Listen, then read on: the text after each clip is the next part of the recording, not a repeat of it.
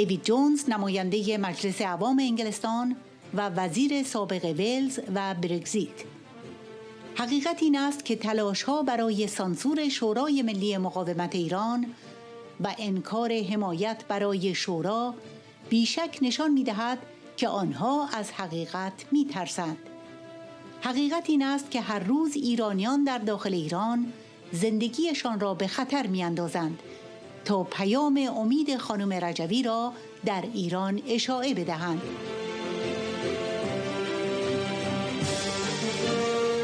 اگر این گونه باشد که شورای ملی مقاومت حمایت مردمی در ایران ندارد، پس چرا تا این حد پیش رفتند که تلاش کردند با اعزام یک دیپلمات شاغل در میان هزاران حامی شورای ملی مقاومت ایران که از سراسر جهان تجمع کرده بودند بمبگذاری کنند و آنها را به قتل برسانند؟ چرا این کار را می کنند؟ رژیم و کسانی که از بازگرداندن سلطنت شاه حمایت می کنند همگی می دانند که شورای ملی مقاومت ایران به واقع صدای دموکراتیک مردم ایران است.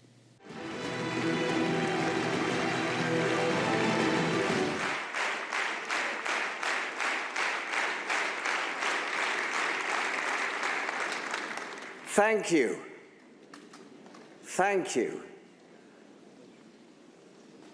Madam President-elect, Madam Rajvi, dear friends, residents of Ashraf 3, may I say how delighted I am. Indeed, I think that's an understatement to be here with you today.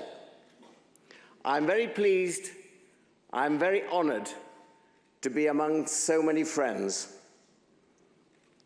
And can I say that in the 4 years since I last visited Ashraf 3, your city has changed beyond recognition. It is a place that you should be thoroughly proud of. It's a place that is truly home until such time as you return to your real home in Iran.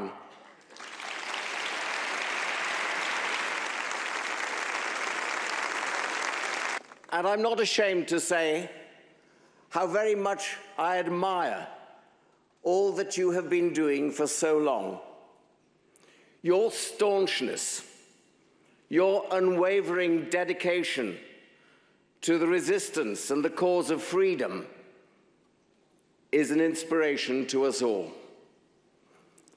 The Tehran regime's oppression of the people of Iran cannot be tolerated, must not be tolerated, and will not be tolerated. It is brave people such as you, under the leadership of Madam Rajvi, who are leading the way to the restoration of freedom in Iran and a better future for all the people of Iran.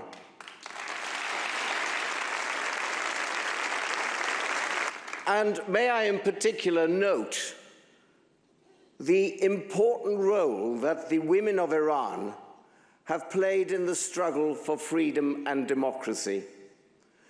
They have shown huge courage, dedication, and determination, and it's clear that they continue to play a vital role in shaping the future of your country.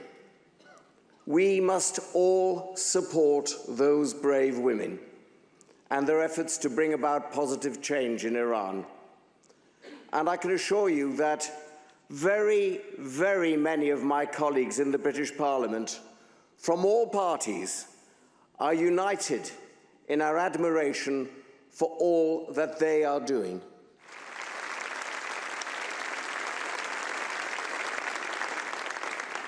And that leading role of women in Iran is inspired by the leadership of Madam Rajvi as the president of the Democratic Opposition Movement, the NCRI, and reflects over 40 years of struggle by tens of thousands of female members of the PMOI who have rallied to the cause of the resistance movement.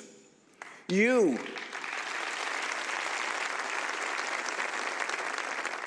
here today are continuing that struggle. You're carrying the torch passed by thousands of your compatriots, family and friends, many of whom suffered years of privation in prisons and were tortured in Iran, and some of them indeed lost their lives in the cause of freedom. I have just visited the very inspiring museum that you have created here, and I think that anyone who visits that will see the true extent of the struggle of the people of Iran, not least the women of Iran. And I believe that as many people as possible should visit that museum and reflect upon what you are struggling for. The PMOI and the NCRI are central to that cause of freedom, as they have been for so many decades. You're at the forefront of the struggle against the regime, and you've been instrumental in mobilizing the people of Iran to stand up for their rights and claim for themselves and for their children the future of the country that they love. The people of Iran have suffered for too long under the rule of both the Shah and the mullahs. They have unequivocally rejected dictatorship, and it's clear that they reject both the followers of the Shah and the clerical regime in Tehran today.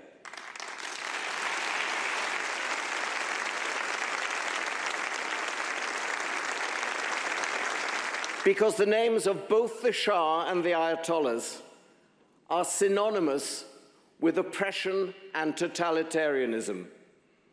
And let me say this too, it's absurd to think that men and women who long for freedom above all else would voluntarily return to a past where they were oppressed, denied their freedom, and the opportunity for them and their families and their children to prosper.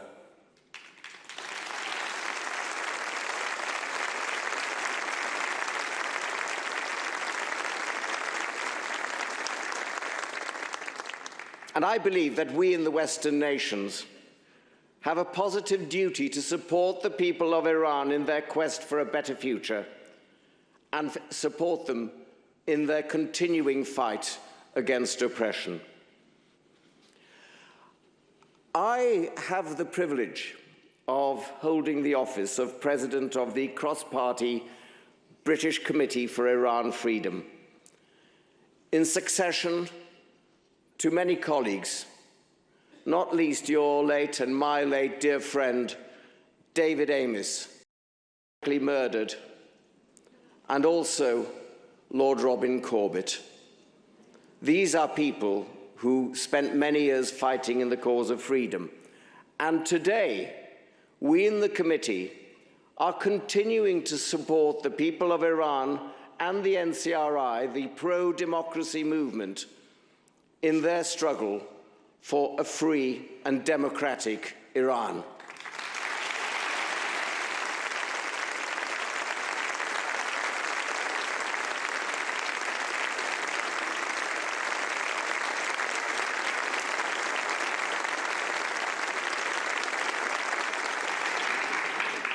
And what is our reward for that? Well, our reward is to be sanctioned by Tehran. And let me tell you, friends, I, for one, regard that as a badge of honor.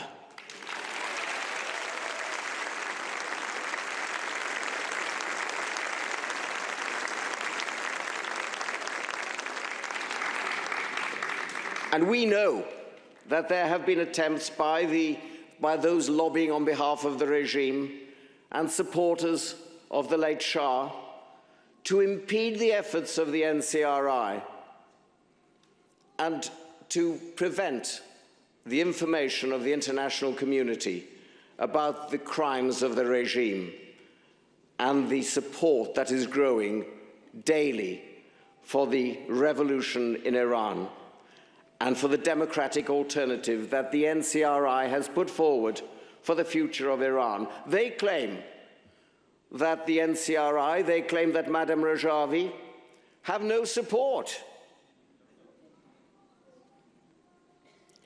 But if that is so, why are they afraid of holding free and fair elections in Iran so that the people of Iran can decide for themselves who should lead their country?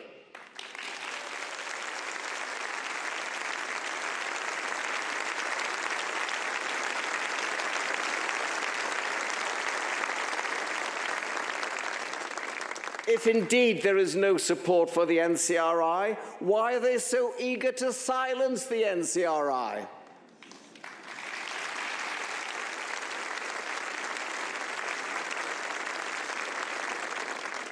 Why are they so keen to silence you, Madam Rajvi? The truth is that their attempts to censor the NCRI, to deny the support for the NCRI, demonstrates beyond doubt that they are afraid of the truth. And the truth is that ordinary Iranians every day are risking their lives inside Iran to spread Madam Rajvi's message of hope and a better future.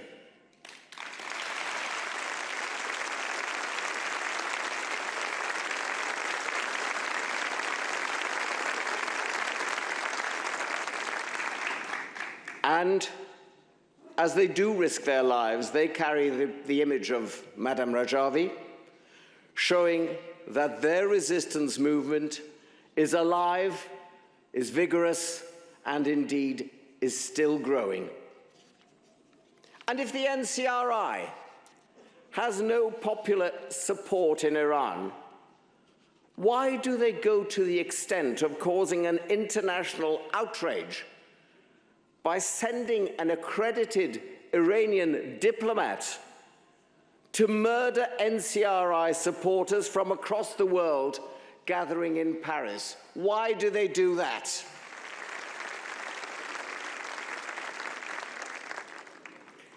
The truth is, that the regime and those who would support the restoration of the Shah's monarchy all know that the NCRI is indeed the democratic voice of the Iranian people.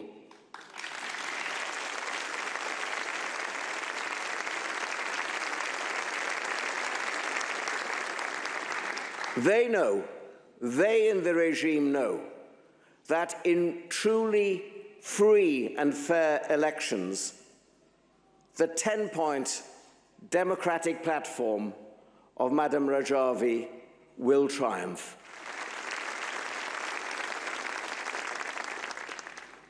And because they know that, they have denied the people of Iran free and fair elections for 44 years, and they are continuing to do so.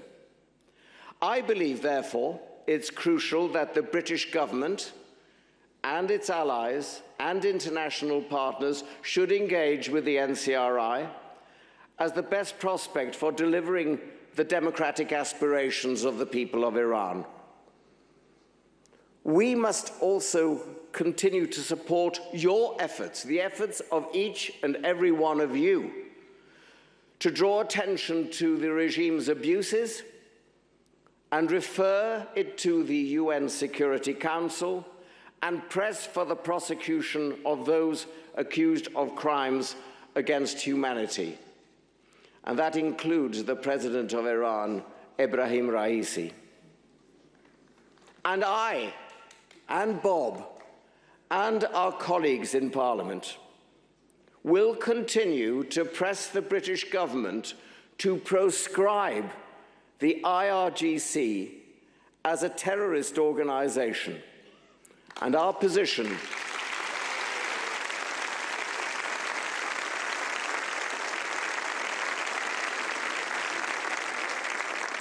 and our position has strong support across both the House of Commons and the House of Lords. So, friends, let me once again say this. You are the vanguard of resistance against the clerical regime in Iran. You are fighting for a better future for your country and for all Iranians. I believe that the international community must recognize your efforts, support your cause, and help the people of Iran determine their own destiny, their own free, democratic destiny.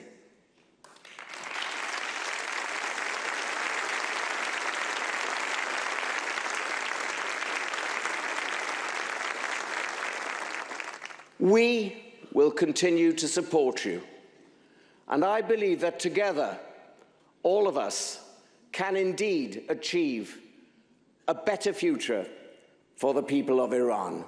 Thank you very much.